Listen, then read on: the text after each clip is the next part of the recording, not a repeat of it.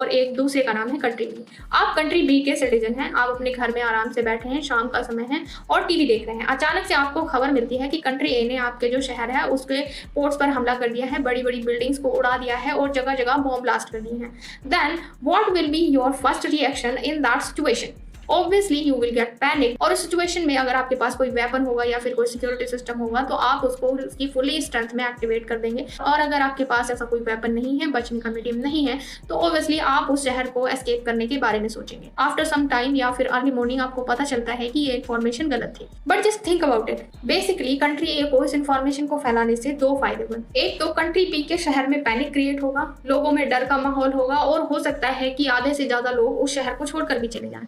And secondly country ए के पास information होगी कि अगर कंट्री ए कंट्री बी को अटैक करता है तो उस सिचुएशन में आपका रिटेलिएशन क्या होगा या फिर आप किस तरीके से रिएक्ट करेंगे, ये पूरी इंफॉर्मेशन कंट्री ए के पास हो। इसको कहते हैं psychological warfare along with information warfare, जो अभी इंडिया पाकिस्तान के बीच बहुत तेजी से चल रही है, जिसे दोनों देश अपने अपने फायदे के हिसाब से यूज करें। यही सेम स्ट्रेटजी भगवान श्री कृष्ण ने महाभारत युद्ध में यूज की, जब उन्होंने युधिष्ठिर से कहलवाया था कि अश्वत्थामा मारा गया। और इस अनाउंसमेंट का रिजल्ट क्या हुआ कि जो द्रोणाचार्य थे उनका मोरल डाउन हो गया और जिसकी वजह से जो पांडव थे वो उनका वध करने में कामयाब रहे। लेकिन इसी बीच कुछ लिबरल्स इंटेलिजेंसिया वर्ग के लोग बाहर निकल करके आते हैं और अपने ही देश की जो न्यूज है उसी को फैक्ट चेक करने लगते हैं, क्रिटिसाइज करते हैं और बोलते हैं कि Indian media is not credible and we just not rely on it.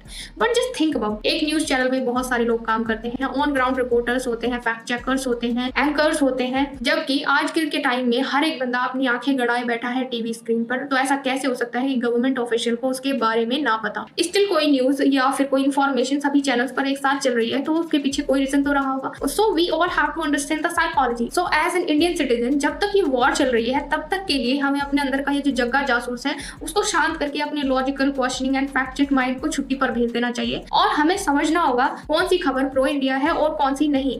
अगर आप ऐसी कोई खबर सुनते हैं जो भारत के लिए फायदेमंद है तो उसे सपोर्ट करिए, फैक्ट चेक वॉर के बाद कर लेना। और एक बात याद रखिए कि इंडियन आर्म्ड फोर्सेस इतनी प्रोफेशनल है कि कुछ भी इंसिडेंट होता है तो वो आपको खुद ही सब सच सच बता देंगे।